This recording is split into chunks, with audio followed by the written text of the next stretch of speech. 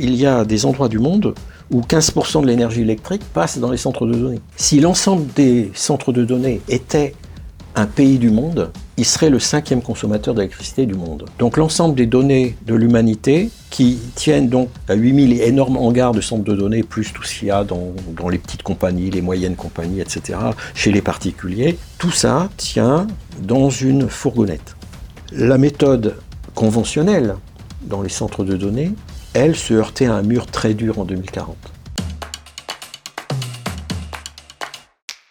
Modifier le vivant comme on modifie un logiciel, créer des bactéries qui produisent des médicaments, voire même des algues qui produisent certains matériaux, la biologie synthétique est extrêmement intéressante et ouvre beaucoup de perspectives. Pour pouvoir répondre à toutes nos questions et pouvoir aller plus profondément dans ce sujet, François Quépes est notre invité aujourd'hui.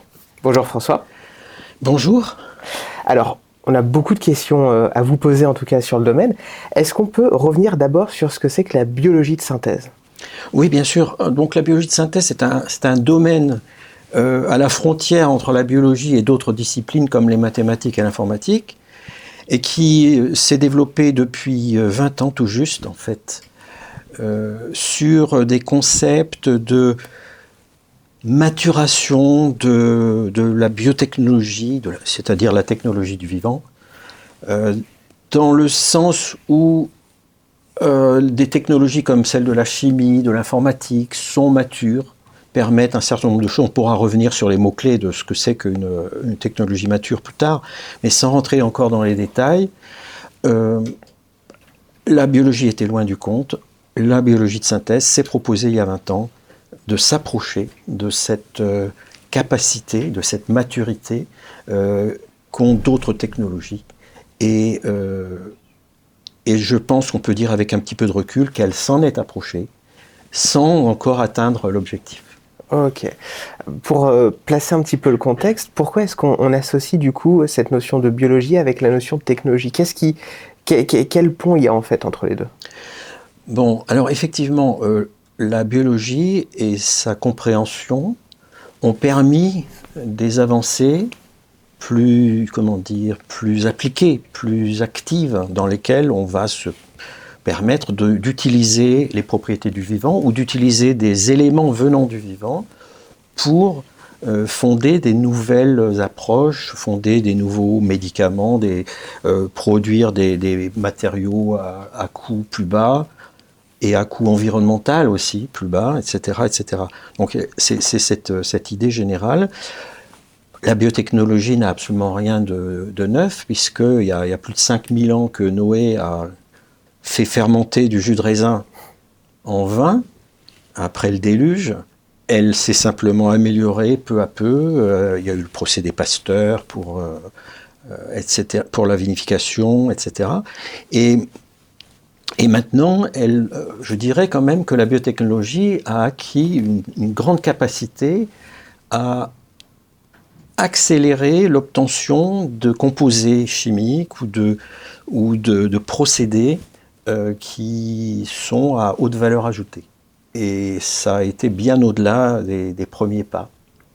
D'accord, donc en fait, on a toujours plus ou moins utilisé la biologie pour nous aider, par la fermentation, on l'a dit juste avant. Oui. En fait, là, ce qu'on fait, c'est juste un pas de plus, un step de plus dans la manière dont on interagit, dont on évolue en fait avec ces êtres.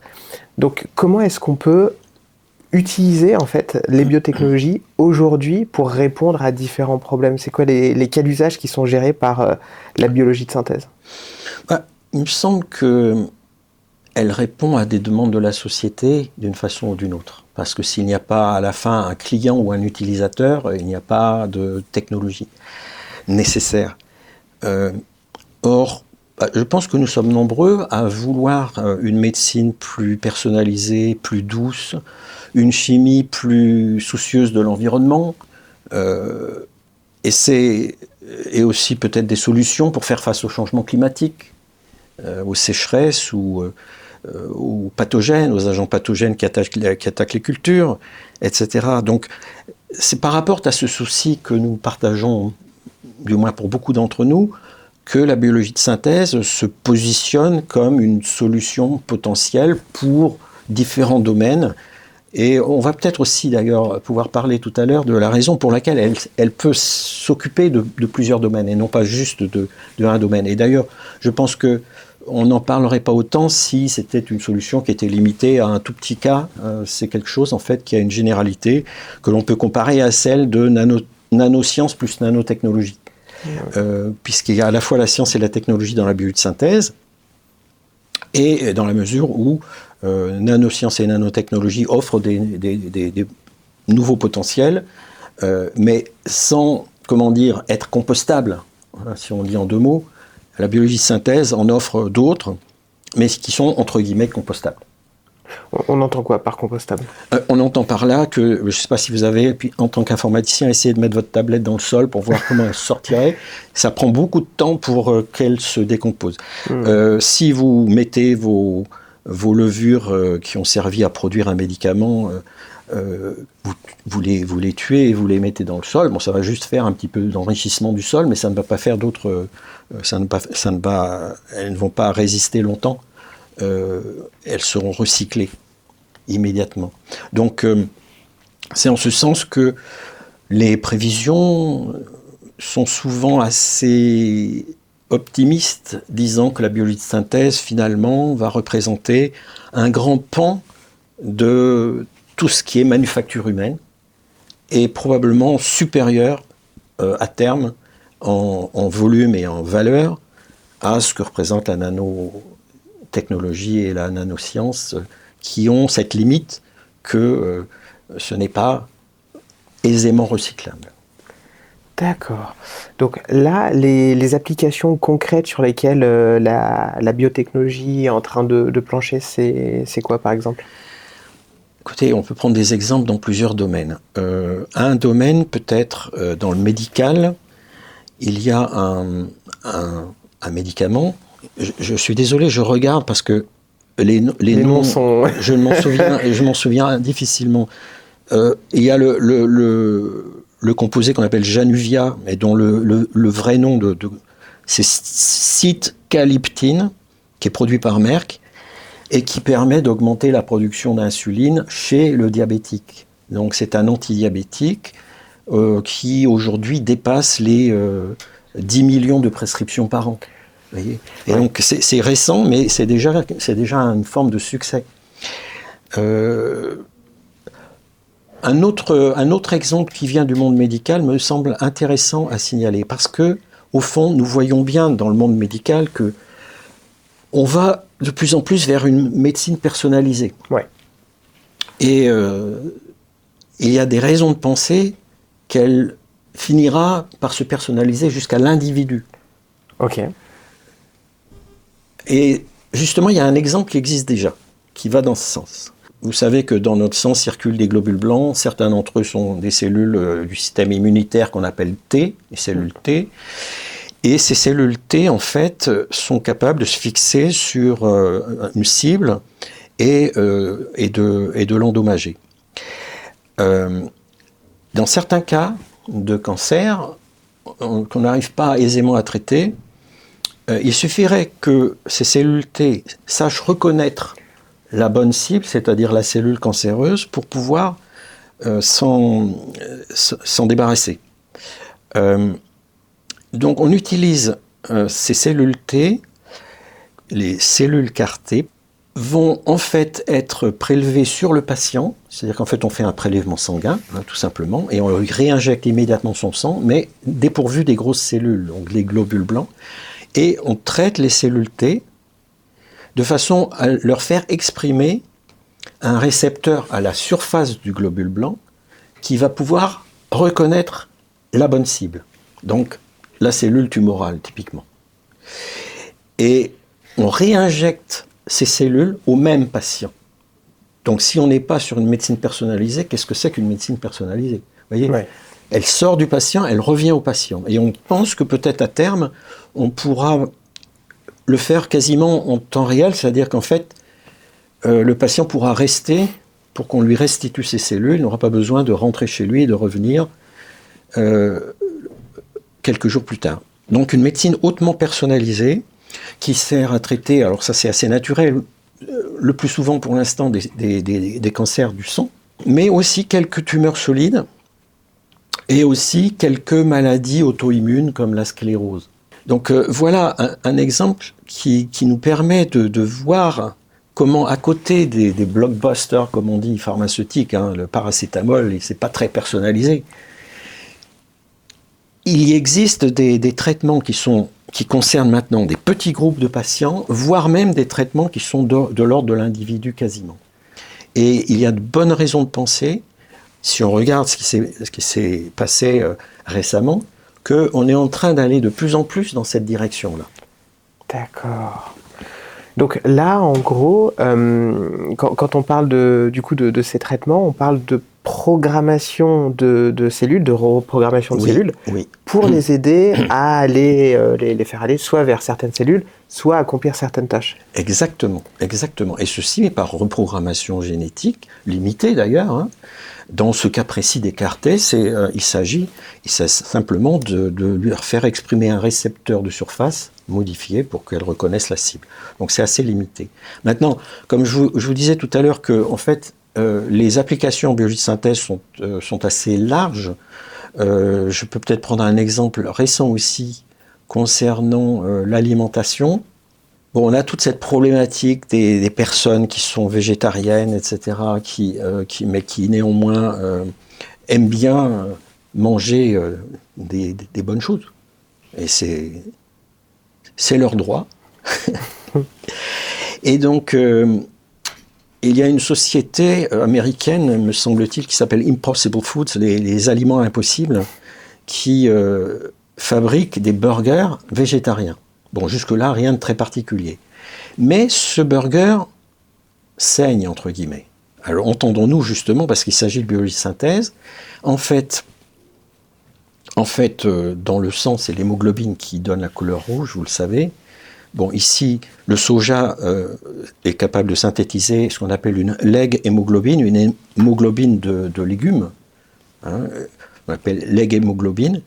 Et en fait, ce n'est pas, disons, commercialement viable, mais il a été possible de transférer le gène qui code la leg hémoglobine dans une levure.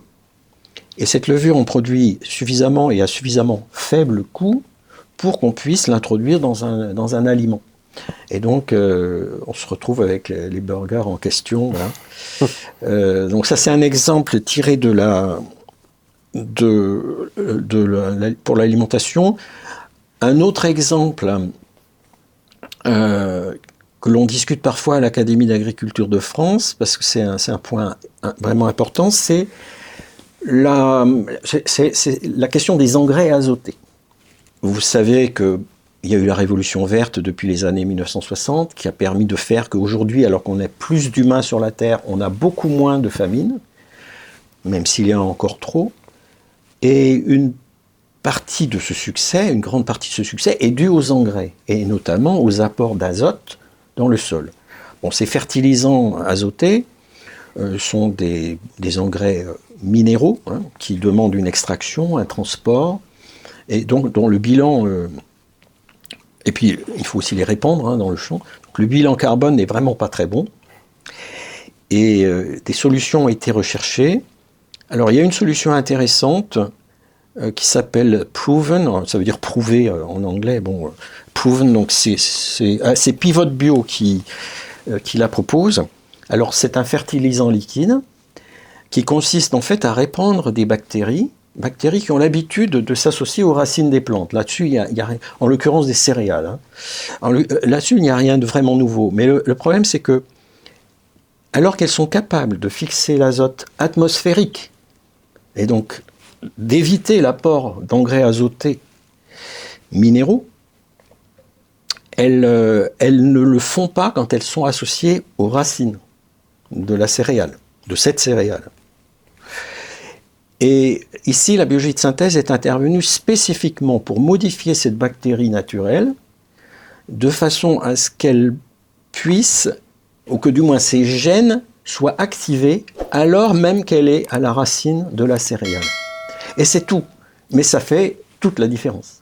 Parce que de ce fait, elle va capter l'azote atmosphérique, elle va le rendre utilisable par la racine, et on n'a plus besoin d'engrais minéraux, qui avaient quand même aussi d'autres inconvénients, comme le fait que les excès d'engrais azotés vont filer dans le sol, avec les pluies, etc., dans les étangs. Dans les étangs, ils provoquent la prolifération d'algues, parfois même toxiques. Dans les nappes phréatiques, ils sont parfois en excès. Donc, ici, il n'y a plus ce phénomène avec cette solution-là. Donc c'est intéressant de voir comment on peut répondre, enfin la biosynthèse permet de répondre à différentes problématiques. Mais c'est vrai que c'est extrêmement intéressant parce que là on a parlé de plusieurs niveaux d'application sur la santé, sur la médecine et du coup même sur l'environnement avec les bactéries accrochées aux racines. Et c'est intéressant parce que des fois, quand on dit biologie de synthèse, ça a tendance à inquiéter certaines personnes parce que ça déclenche tout un imaginaire derrière. Oui. C'est quoi les idées reçues les plus fréquentes et qu'est-ce qu'on peut en dire? Oui, alors vous avez raison, il y a eu d'ailleurs beaucoup de débats dans les premières années. Au point que c'est le seul domaine scientifique que je connaisse dans lequel il y avait plus d'articles de sociologie ou d'analyse que d'articles scientifiques directement impliqués dans la biologie de synthèse. C'est moins le cas maintenant, il y a moins de questions, mais il en reste, et il serait normal qu'il en reste encore d'ailleurs, parce que devant chaque application, on peut toujours se poser la question de l'intérêt et du bénéfice et du risque, et du rapport entre bénéfices et maléfices, c'est la moindre des choses. Donc, pourquoi pas? Alors, c'est là où intervient justement le fait que l'anglicisme biologie synthétique n'est pas parfait, pas seulement parce que c'est un anglicisme en fait, mais parce que ça nous rapporte plutôt à l'idée de l'artificialité, alors qu'en fait, de synthèse, lui, signifie deux choses possibles, soit artificielle, effectivement, ça c'est comme synthétique, soit fabrication, c'est-à-dire qu'il passe par un processus d'élaboration, de fabrication, qui se trouve être beaucoup un meilleur descriptif pour la biologie de synthèse, dans lequel il y a une volonté de fabriquer de façon rationnelle les choses, éventuellement dans une perspective hiérarchique même, où on va fabriquer un dispositif, et on va mettre ensuite plusieurs dispositifs ensemble pour faire un appareil, où en l'occurrence ça peut être une bactérie qui se fixe sur les racines de la céréale. Bref, il se trouve que c'est quand même plutôt de ce côté-là que la biologie de synthèse se décrit le mieux, plus de ce côté-là. Et alors que si on dit biologie artificielle, c'est-à-dire synthétique, biologie artificielle, on dit tiens, alors si je résume, donc c'est bio-artificiel, alors que pour moi bio ça veut dire que c'est ce que je trouve chez un certain épicier et que voilà. Donc il y a comme une incohérence qui apparaît et on peut se poser des questions aussi sur ce plan. Donc à la fin, que dire réellement? Au niveau de la recherche fondamentale, ce n'est pas forcément différent de ce qu'on faisait auparavant, c'est de la biologie moléculaire, etc., etc.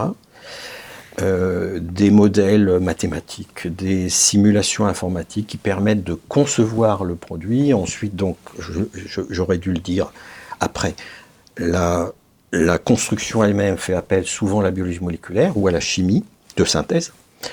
Et puis ensuite, on passe à la caractérisation par les mêmes outils, chimie ou biologie moléculaire. Et c'est d'ailleurs ça qui forme ce qu'on appelle les 3 C, c'est-à-dire conception, construction, caractérisation, qui forment la boucle de toute ingénierie qui se respecte, sachant que en biologie de synthèse, on a ajouté un 4e élément qui est apprentissage. Et pourquoi? Parce que justement, on n'est pas encore arrivé à avoir une ingénierie parfaitement mature.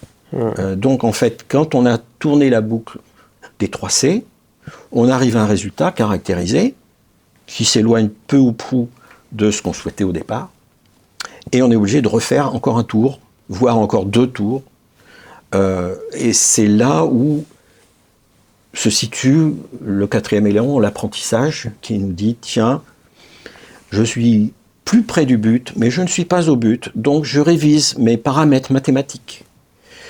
Et je repars dans une boucle de conception construction et caractérisation, mais avec des paramètres plus proches de la cible, pardon. Et ainsi, je m'approche finalement de ce que je souhaite. Et donc, le fait qu'il y ait apprentissage est la preuve même que nous ne sommes pas dans une technologie mature comme l'informatique, l'électronique, la chimie, etc. Pour ouvrir un petit peu sous le capot, là on parle quand même de choses qui sont à une très très petite échelle, on parle aussi de code génétique.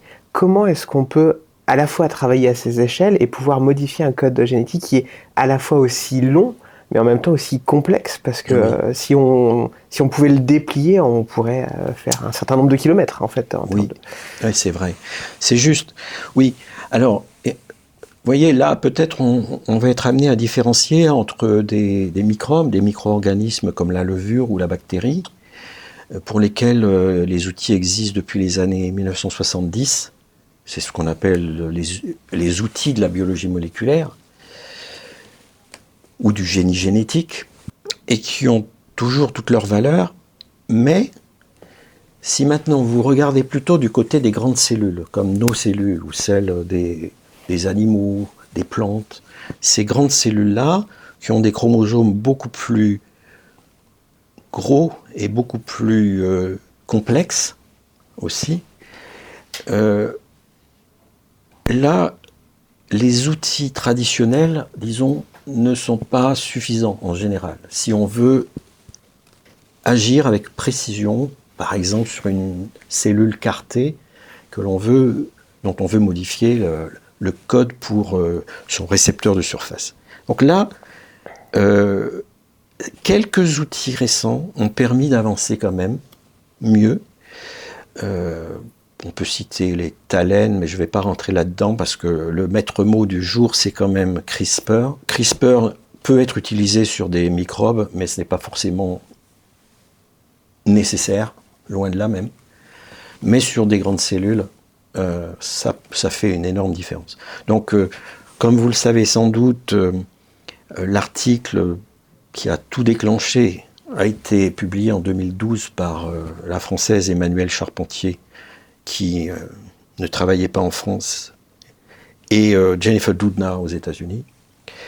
Et elles ont reçu le prix Nobel de chimie pour cette raison-là en 2020. Ok. Bon, alors, entre-temps, plein de choses sont arrivées, une énorme effervescence s'est fait de jour parce que les gens ont vu, depuis 2012, ont vu le potentiel incroyable de cette approche, notamment pour faire des modifications précises sur des génomes complexes, comme ceux de nos cellules, ou de cellules, disons, d'animaux ou de végétaux. D'abord, un tout petit mot. Donc, CRISPR, c'est un système qui permet de cibler une protéine qui s'appelle Cas9 à l'endroit souhaité sur un génome, sur un chromosome. Donc, dans mon premier cas, on va cibler la protéine Cas9 dans la région qui régule l'expression d'un gène, c'est-à-dire combien on va faire de protéines à partir de ce gène. Sauf qu'on a modifié Cas9 pour qu'il ait un effet sur la régulation. En effet, à l'origine, Cas9 clive, il coupe l'ADN. Là, il ne le coupe pas, mais il a un effet régulateur. Et donc, on va pouvoir activer ou désactiver un gène à volonté, et le gène que l'on veut, puisqu'on le cible, grâce au système CRISPR, et via une protéine Cas9 modifiée. Donc ça, c'est un cas où on joue sur la régulation d'un gène. Un autre cas qui fait appel au Cas9 qui clive et qui permet aussi, ensuite, il y a des réparations qui se font, on retrouve un ADN non clivé après usage du système CRISPR-Cas9. C'est un cas dans lequel on va introduire une modification, une mutation à volonté, avec beaucoup de précision. Et là, je vais peut-être prendre un exemple surprenant, parce que ça a été fait dans beaucoup de contextes, mais, et notamment pour des cellules que l'on fait fonctionner, que l'on fait croître dans le laboratoire.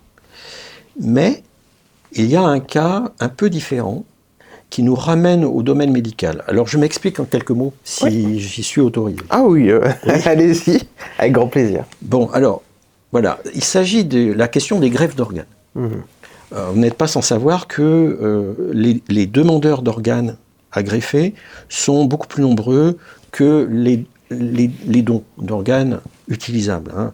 Je sais pas moi, pour le rein, il y a un facteur 4 à 5 fois plus de demandes que d'offres. Oui.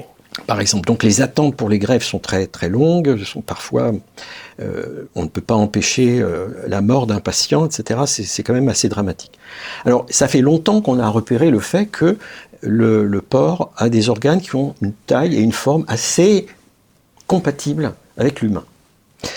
Et on est resté quand même au point mort. Bon, il y a eu quelques essais sur des singes, hein, mais c'est resté au point mort pour deux raisons. Il y a une raison, c'est qu'il y a des rétrovirus intégrés dans le génome du porc et qui n'ont aucun effet. C'est des restes, des fossiles d'une autre époque, de virus anciens, mais qui peuvent se réactiver chez l'homme. C'est-à-dire que si on amène un organe de porc chez l'homme, le virus peut se réactiver et peut faire des dégâts. Alors ça, c'est un des points. L'autre point concerne plutôt l'aspect structural des protéines à l'extérieur. Je ne vais pas en parler, mais il a été bien traité aussi entre-temps. Toujours est-il qu'en 2015, dans un seul article, l'équipe de Church aux États-Unis a enlevé 62 rétrovirus du génome de porc, tous ceux qui avaient été repérés. Et je dis bien en une seule expérimentation. Et ça, ce n'est pas possible sans la biologie de synthèse et les outils qu'elle a permis de mettre au point depuis 2004 qu'elle est née. Ce n'est pas pensable. En 2006, 2010 même peut-être, 2008, personne n'aurait dit c'est possible, ou ce sera possible un jour. Et donc, d'un coup, la moitié du problème des greffes d'organes à partir du porc ont été résolus. L'autre a été en partie résolu depuis. Vous avez peut-être lu dans les journaux comme moi qu'il y a eu 2 greffes de cœur de porc sur des malades qui étaient en phase terminale, qui étaient cardiaques, hein, et qui n'ont pas fonctionné très longtemps. Mais si on se reporte en arrière aux premières greffes de cœur humain sur l'homme, c'était il y a des décennies de ça, les premières non plus n'avaient pas très bien fonctionné, et puis depuis c'est devenu, je ne vais pas dire une routine, mais enfin une opération qui se tente dans beaucoup d'hôpitaux du monde. Donc on voit comment on change radicalement les perspectives, les possibilités, mais aussi, me semble-t-il, le temps caractéristique pour obtenir un résultat par ces approches nouvelles que permet la biologie de synthèse. Tout à l'heure, vous nous avez aussi parlé d'organismes capables de produire des matériaux. Oui, des matériaux, effectivement. Alors, il y a un exemple, c'est le fil de la soie de l'araignée, qui a des propriétés mécaniques exceptionnelles, hein, et qu'on a pu transposer dans des organismes différents, où c'est beaucoup plus facile à contrôler et à récupérer, en fait. Alors, sans détail, parce que je ne les connais pas, il existe des champignons inférieurs qui peuvent synthétiser une forme de colle et qui peut servir, en fait, à monter un mur à partir de briques, enfin, de ce que vous voulez, en formant la colle qui est nécessaire pour cela. Alors, un autre point, du coup, sur lequel vous avez aussi travaillé, donc c'est le stockage d'informations, donc sur soit des polymères, soit du coup de l'ADN. Est-ce que vous pouvez nous expliquer en quoi ça consiste ? Vous savez, beaucoup de gens savent hein, que en fait, les données numériques sont abondantes, qu'elles doublent en quantité tous les 2-3 ans, que d'ores et déjà, il y a autant de bits 0,1 dans les données numériques humaines qu'il y a de grains de sable sur la planète. Enfin, on n'a pas compté exactement, mais c'est l'ordre de grandeur, ouais. Ou le nombre de planètes dans l'univers connu aussi. C'est à peu près le même nombre. Et donc, le souci, c'est quand on se penche sur la manière dont ces données sont conservées. Pour simplement à supposer qu'on continue d'avoir ces doublements des données numériques, des big data, tous les 3 ans, en fait, où va-t-on ? Aujourd'hui, on nous dit, c'est généralement conservé dans des centres de données qui sont des espèces d'architecture massive, hein, des hangars énormes, qui abritent des milliers de serveurs, c'est-à-dire d'ordinateurs sans écran, en gros, hein. Et bien sûr, des disques durs, des bandes magnétiques, des SSD, tout ce qu'on veut pour stocker. Et bien sûr, on ne peut qu'admirer la technologie sous-jacente, ainsi que le fait qu'elle continue de s'améliorer assez vite, encore maintenant. Mais on est aussi obligé de constater qu'il y a des endroits du monde où 15% de l'énergie électrique passe dans les centres de données. Où les projets aujourd'hui... chez Google, par exemple, consiste à bâtir une centrale nucléaire à côté de son centre de données, ou les deux ensemble peut-être, de façon à l'alimenter. Aujourd'hui, si l'ensemble des centres de données était un pays du monde, il serait le 5e consommateur d'électricité du monde, hein, quelque part entre Japon et Inde. Et, encore une fois, avec une augmentation constante et rapide. Alors, on s'était posé la question à l'Académie des technologies s'il existait des alternatives. Ce qui m'a amené à animer un groupe de travail depuis fin 2018 jusqu'à fin 2020, quand on a rendu notre rapport, qui se posait exactement cette question. Alors, il existe des approches de nanogravure qui sont intéressantes, mais pas très facile à passer à l'échelle. Et nous avons fini par nous concentrer sur une solution qui, elle, passera probablement à l'échelle et qui a déjà des débuts de réalisation. Et en fait, il s'agit d'écrire les données numériques sur l'ADN, la même structure chimique que nos chromosomes, hein, même si on s'est aperçu rapidement qu'il existait des alternatives. Alors, peut-être un tout petit mot sur le principe, pour qu'ensuite il soit clair aussi pourquoi on a des alternatives. En fait, l'idée, c'est très simple. Hein,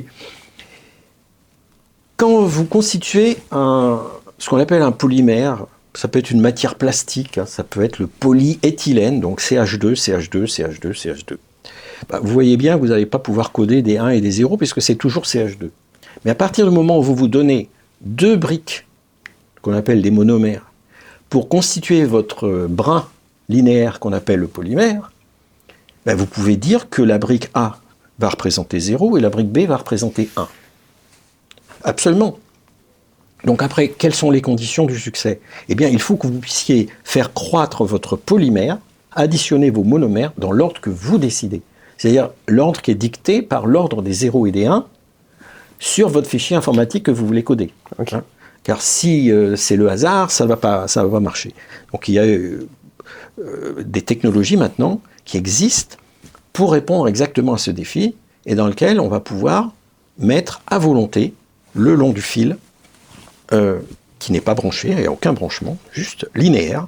On va mettre des A et des B qui représentent des 0 et des 1 selon ce que dit le fichier informatique que l'on code. Ouais. Bon, alors l'ADN, c'est un polymère fait de 4 briques.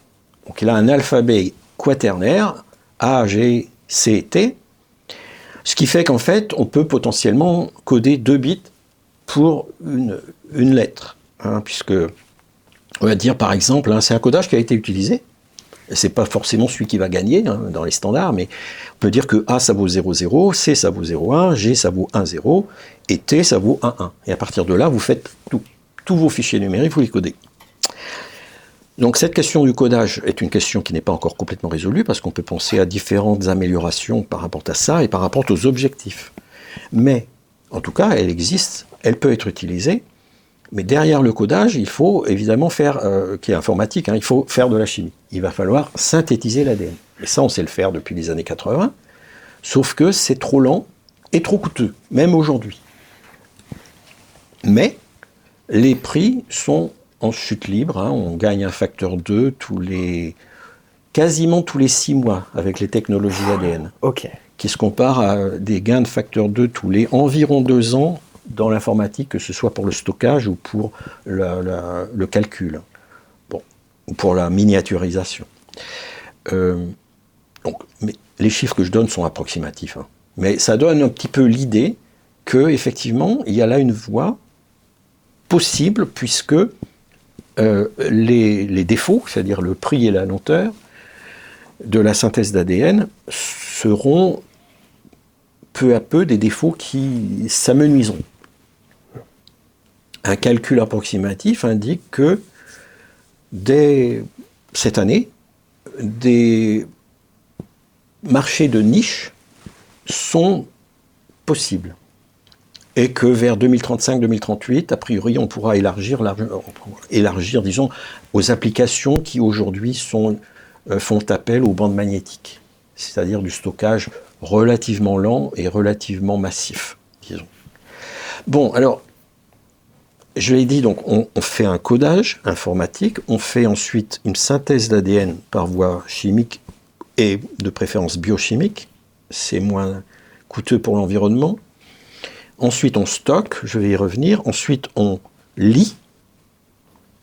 Et donc ça, on sait le faire depuis les années 70. Mais on a bien amélioré les méthodes. Et puis, enfin, on décode. Ce qui revient à dire que là où on a un A, on va dire que c'est 0,0 par exemple. Donc, juste l'opération inverse qui se fait sur l'ordinateur. Donc, voilà l'ensemble des 5 opérations nécessaires.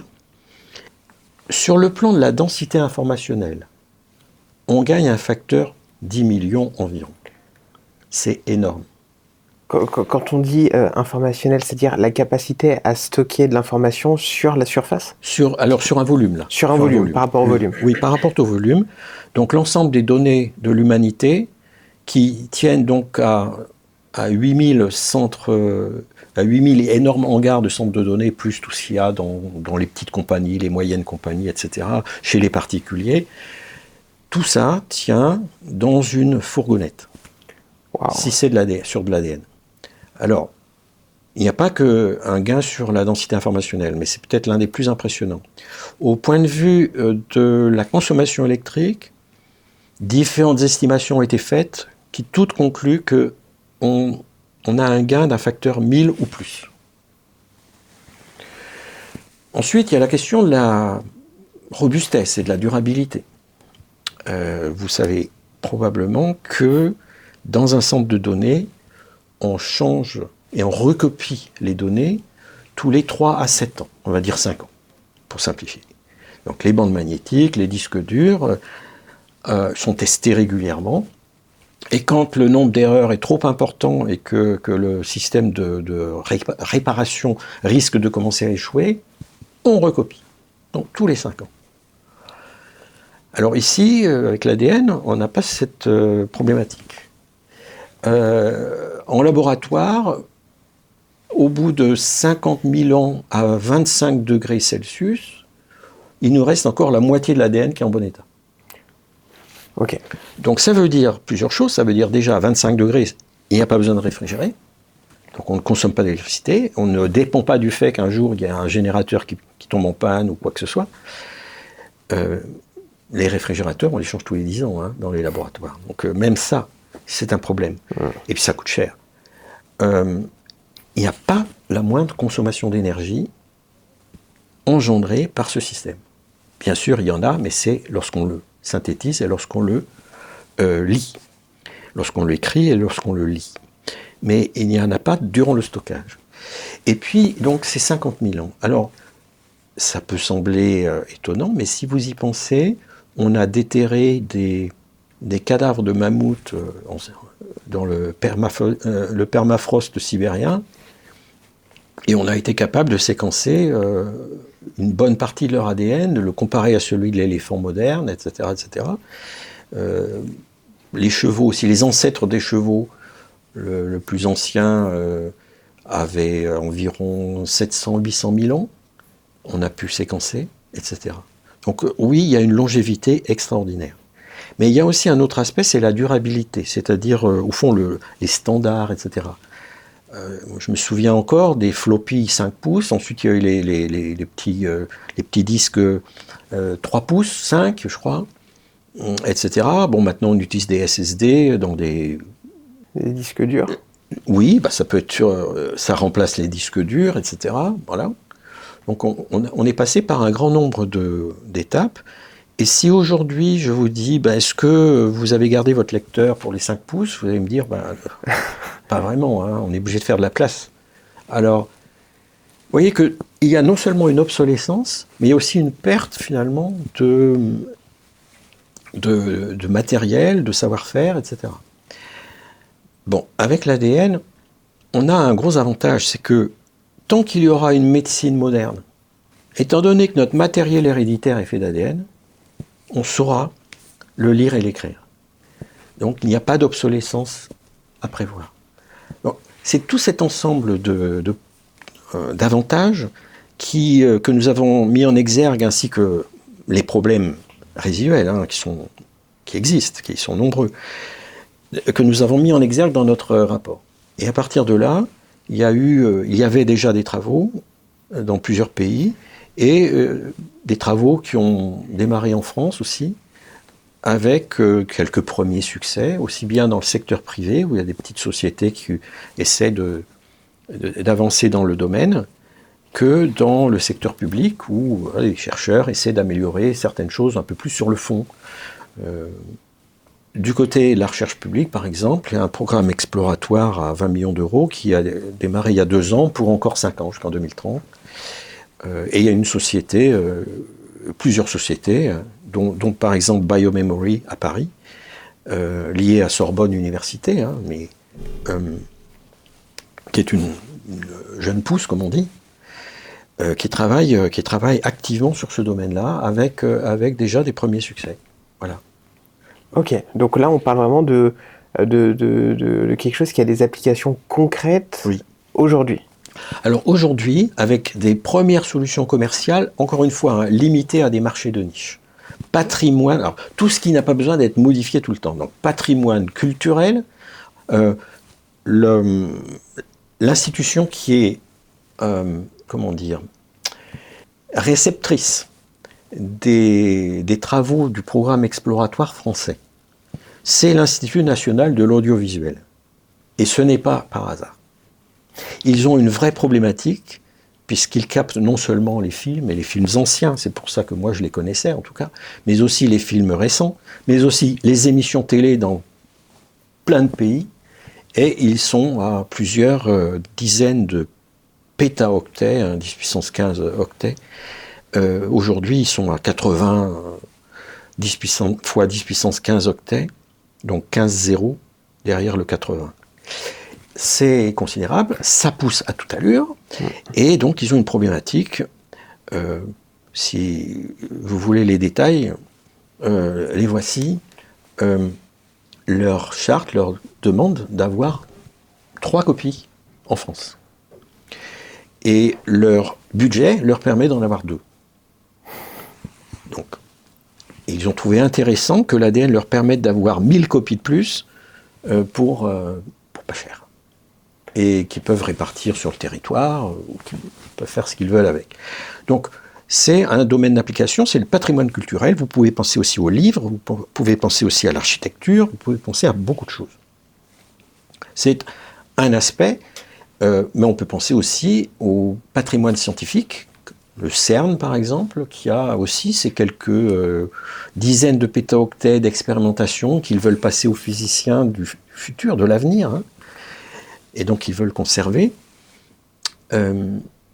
Ou patrimoine bancaire, puisque les banques ont l'obligation de conserver les données de leurs clients pendant 10 ans, 20 ans, 30 ans, ça dépend quelles données. Donc vous voyez que tout ce qui est patrimonial est intéressant comme marché de niche, parce que justement il ne fait pas un appel trop lourd à l'écriture, réécriture et lecture permanente, ce qui se fait très bien avec les procédés conventionnels, électroniques, informatiques, magnétique, et qui se fait pour l'instant trop lentement et trop cher avec l'ADN. Voilà. l'ADN, ça pourrait être justement un moyen de conserver une information dans lequel on est sûr en fait de maintenir des technologies pour pouvoir à la fois l'étudier et le décortiquer. Oui, pour toute civilisation qui dispose d'une technologie suffisamment avancée en chimie et biochimie, pour lire et écrire l'ADN, a priori, c'est jouable. Alors, il y a eu des tentatives d'envoyer des CD dans l'espace, des choses comme ça. Bon, on n'a pas eu de retour, hein. On n'a pas eu de réponse.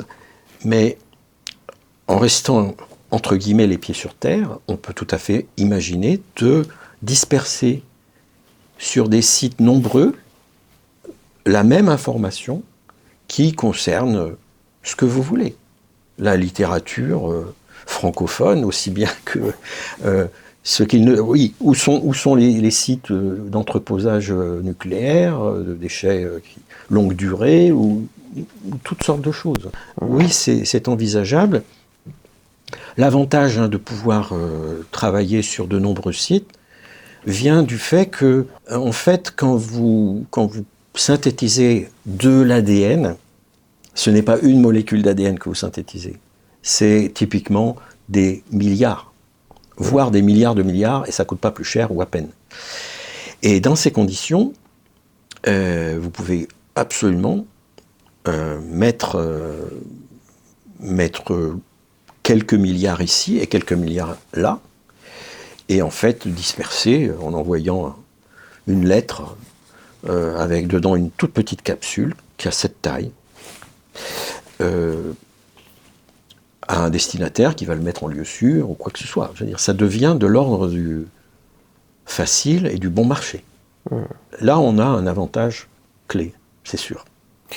Dans les prochaines années, on s'attend à quel type d'avancée dans ce domaine ? Multiples. En fait, avant tout, vous savez, il s'agit de rendre le processus commercialement viable pour des applications larges, comme, disons, une sorte de remplacement de la bande magnétique, enfin du champ occupé aujourd'hui par la bande magnétique. Et donc c'est vraiment la continuation des améliorations sur la vitesse et le coût de la lecture et de l'écriture qui vont être clés. Ensuite, il y a d'autres aspects. Donc, pour répondre directement à votre question, il y a d'abord la possibilité d'utiliser d'autres polymères que l'ADN. L'ADN, certes, une grande longévité et plein d'avantages, mais a aussi quelques inconvénients. Et de ce point de vue, d'autres polymères peuvent faire mieux l'affaire que l'ADN.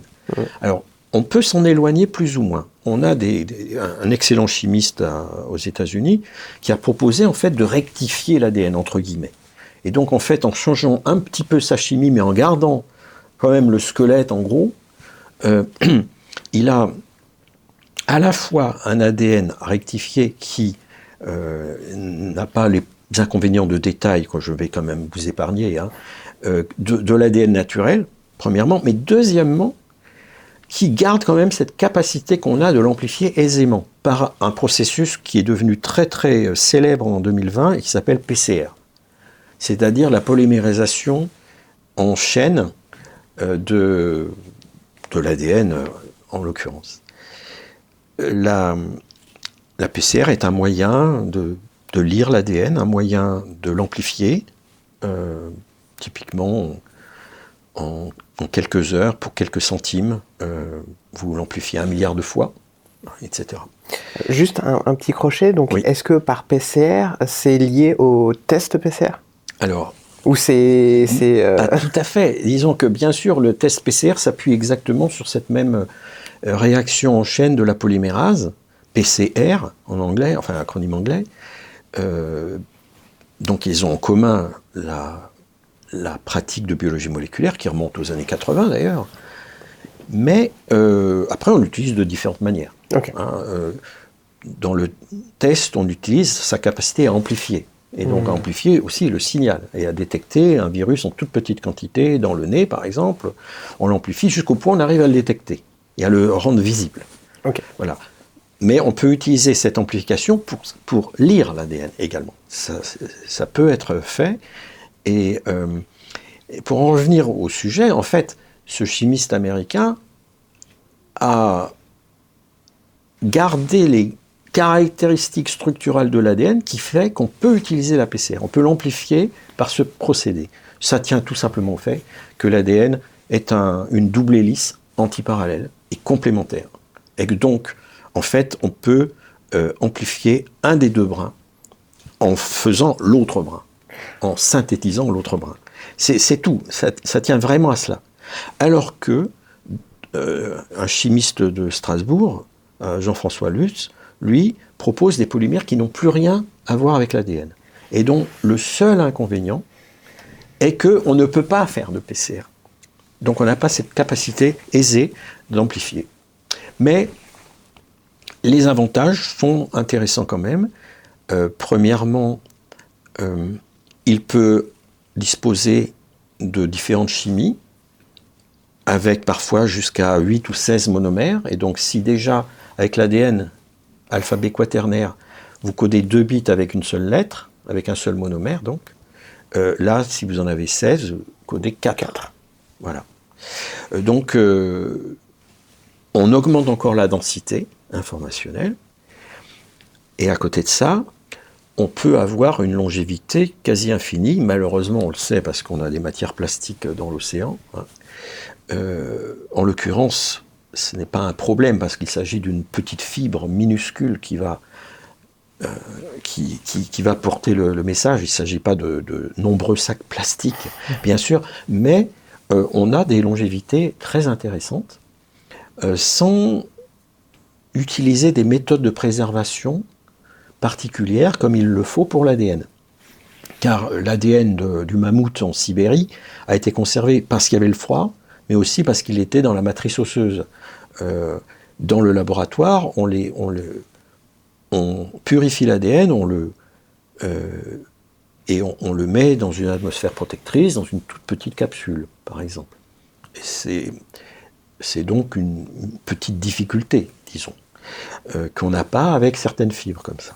Après, oui, pour répondre aussi à votre question sur les difficultés à venir, il y a les difficultés à lire ces polymères non ADN du professeur Lutz à Strasbourg. Aujourd'hui, on peut les lire avec des machines qu'on amène difficilement dans un champ parce qu'elles font quand même 1 mètre cube. Bon, ça va très vite, c'est très efficace, mais enfin, sorti du laboratoire, c'est compliqué. Cependant, à terme, on peut penser que ça rejoindra les approches ADN qui, elles, bénéficient déjà d'appareils qui lisent l'ADN dans la paume de la main et sont branchés sur votre téléphone portable. Et donc là, vous pouvez aller où vous voulez, dans les champs ou ailleurs. Et ces méthodes-là sont déjà très intéressantes, mais ne cesseront de s'améliorer. Et c'est là le point clé qui permettra, encore une fois, l'élargissement du domaine d'application de cette approche, dont nous espérons qu'il sera rapide. Je parlais tout à l'heure d'une maturité commerciale tous azimuts vers 2035-2038. Nous n'en sommes pas si loin. Nous avions calculé que, en gros, la méthode conventionnelle dans les centres de données, elle se heurtait à un mur très dur en 2040. Aussi bien en empreinte territoriale, ces hangars sont en train de bouffer du terrain à peu près partout dans le monde, qu'en consommation électrique, ça je l'ai dit tout à l'heure, et autres inconvénients, et puis bien sûr, un peu comme, c'est de la nanotechnologie aussi, hein, ce n'est pas compostable. Voilà, donc en fait, qu'est-ce qu'on fait des déchets? On a du mal à recycler les terres rares, le silicium, le cobalt, etc., qui sont en quantité limitante. Donc, au vu de tout ça, nous avons estimé le mur très dur auquel se heurtent les méthodes conventionnelles à peu près à 2040, et les solutions de type ADN polymère qui arrive à temps, si tout va bien. Ok. Voilà. Sur un plan plus personnel, qu'est-ce qui vous a attiré dans ce domaine? Qu'est-ce qui vous a poussé à faire de la biologie de synthèse? Bon. Oui, c'est une question importante parce que, en fait, je me la suis moi-même posée plusieurs fois. Donc, ce qu'il faut voir, c'est que, avant tout, je suis un biologiste cellulaire. C'est toute ma carrière de chercheur fondamentaliste a consisté à essayer de comprendre comment est organisée et comment fonctionne une cellule. En l'occurrence, il s'agissait de bactéries ou de levures, d'ailleurs, donc de micro-organismes. Et ceci m'a amené à utiliser des approches qui ont varié avec le temps. Et j'ai utilisé les microscopies, j'ai utilisé la biochimie, la biologie moléculaire, la microbiologie, etc. pour m'approcher un peu plus vers les années 1990 de la bioinformatique, de la biologie des réseaux, de la biologie des systèmes, et enfin, vers 2005, de la biologie de synthèse. Mais en tant qu'outil au service de mes questions sur le fonctionnement et la structure du vivant. Ensuite, il se trouve aussi que la biologie de synthèse a quand même un attrait important, non seulement pour le fondamentaliste, mais aussi pour le chercheur appliqué qui fait de la recherche et du développement vers des applications dont tout à l'heure on a discuté. Et c'est pourquoi je me suis mué aussi, et en plus, en une sorte de biotechnologue, et je me suis intéressé à la possibilité de valoriser certaines de nos découvertes, qui ressortent fortement de la biotechnologie, voire de la biologie de synthèse. Et c'est là que se situe beaucoup de mon intérêt pour la biologie de synthèse, à laquelle j'ai travaillé, je pense, à peu près entre 2005 et 2018. Okay. Avec aussi beaucoup de programmes éducatifs, beaucoup de conférences, d'écoles thématiques, etc., comme il se doit dans le domaine de la recherche publique et fondamentale.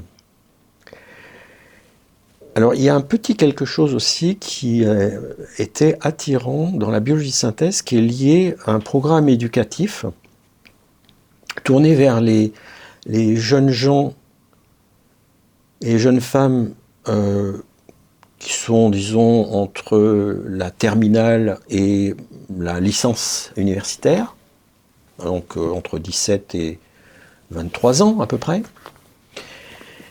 Et c'est une compétition internationale qui s'appelle iGEM. Alors, International, bon. Mais GEM veut dire, en fait, machine génétiquement, comment dire en français, éduquée ou élaborée. Enfin. Donc, en fait, c'est une compétition de biologie de synthèse qui a vu le jour vers 2004, qui s'est amplifiée vers 2006-2007, et j'ai été l'un des vieux dans l'équipe française, la première équipe française, iGEM, en 2007. Après, on a été au MIT, dans l'est des États-Unis, près de Boston, pour la compétition elle-même, en novembre, et on a gagné une médaille d'or, on a gagné plein de choses, enfin, c'était formidable. Je me dois de préciser immédiatement qu'en fait, c'était quand même surtout le travail des jeunes, mais les jeunes s'étaient fait accompagner par quelques vieux pour, disons, les aider, leur offrir des paillasses pour travailler, quelques conseils, etc., etc. Donc, bon, il y avait donc quelques personnes plus mûres, mais avant tout, des jeunes personnes qui étaient vraiment excellents, il se trouve, excellents. Et ils ont vraiment été la raison du succès de la première équipe française. Ce qui fait qu'il y a eu d'autres équipes françaises ensuite, actuellement. Encore cette année, il y a des équipes françaises, plusieurs équipes françaises qui se présentent dans cette espèce de compétition. Vous voyez, et là, je pense qu'on rejoint un point vraiment, enfin, qui, moi, me tient à cœur. Créer chez des jeunes personnes une ambiance d'émulation et une ambiance d'enthousiasme exceptionnelle. Ce n'est pas avec la biologie de synthèse que c'est arrivé. Si vous remontez, par exemple, au début du XXe siècle, c'était beaucoup autour de la poésie. Et notamment les germanophones étaient capables à la fois de dire moi j'ai fait un poème, j'ai fait quelque chose de bien, le voilà, mais aussi de dire mais lui, il est vraiment le meilleur. Lui, il est très bon là-dessus. C'est bon de pouvoir aussi, dans ce contexte, reconnaître la valeur des autres, et c'est ce qui se passait. Il y a eu aussi un tel esprit, je pense, entre les deux guerres mondiales, à propos de philosophie, de la gnose, par exemple, etc. Il y a eu tout ça. Et ça a conquis le cœur de beaucoup de jeunes personnes qui ensuite ont fait des choses très utiles. En tout cas, plus utiles que de conquérir le cœur des jeunes personnes pour commettre des attentats, me semble-t-il. Voilà. Et donc aujourd'hui, on est devant cette situation que la biologie est devenue une sorte de nouvelle frontière pour certains de nos jeunes dans tous les continents que porte la planète. La compétition iGEM étant un bon fer de lance pour ce genre d'approche. Voilà. Et donc ça, c'est quelque chose qui est précieux. Et cette expérience unique et absolument enthousiasmante, mais aussi absolument crevante, hein, j'imagine, de compétition iGEM a permis de mobiliser beaucoup de monde chaque année, depuis 20 ans environ, autour des enjeux de la biotechnologie. Donc ça, je pense, a aussi contribué pour moi à reconnaître la biologie de synthèse comme un point important. Voilà. Alors là, on arrive du coup sur la fin de notre entretien. J'aime bien parler aussi des livres qu'ont fait nos invités. Là, vous avez pu nous en ramener quelques-uns. Donc, 2 petits ici qui sont assez ludiques. La biologie de synthèse plus forte que la nature. À qui ça s'adresse ? Point d'interrogation. Point d'interrogation. Alors, malheureusement, ce livre, je ne sais pas si on le voit à la caméra, date déjà de 2011. Néanmoins, certains premiers succès sont notés, même si aujourd'hui, nous avons plutôt parlé de succès plus récents de la biologie de synthèse. Hein. Donc il a l'avantage de faire un petit peu le tour de la question, y compris des aspects éthiques, des aspects historiques, etc. Bon, en quelques pages seulement, hein, c'est une petite pomme des éditions Le Pommier, comme ils en ont fait sur beaucoup de sujets. Pour ceux qui préfèrent l'arabe, il y a la version arabe est juste ici. Bon, je pense qu'on le trouve encore, mais plutôt d'occasion aujourd'hui. Hein. D'accord. Et donc un deuxième livre du coup que vous avez ramené, donc archiver les mégadonnées au-delà de 2040, c'est aussi un des thèmes qu'on a abordé. Vous revenez sur cette thématique plus en profondeur dans ce livre ? Oui, sans aucun doute. L'idée, enfin, ce livre-là est en fait le rapport de l'Académie des technologies sur le sujet. À ce jour, il n'y a pas au monde de rapport plus complet. On l'a aussi édité et publié en anglais pour que plus d'étudiants, plus de chercheurs qui arrivent dans le domaine puissent s'en emparer. Lui aussi a l'inconvénient de ne pas être totalement à jour. Il a été publié en octobre 2020. Donc je précise qu'il suffit de me demander pour en avoir un exemplaire gratuitement et que par ailleurs on peut le télécharger en ligne, en anglais ou en français, sur le site de l'Académie des technologies. En tout cas, oui, il est aujourd'hui l'ouvrage le plus complet hein, sur cette question. Nous envisagerons une remise à jour peut-être dans 1 an. Car les choses vont très vite dans ce domaine. Ça marche, on mettra en tout cas les liens en description. On arrive sur la fin de notre entretien. Merci beaucoup François pour cet entretien extrêmement intéressant. Merci de l'invitation.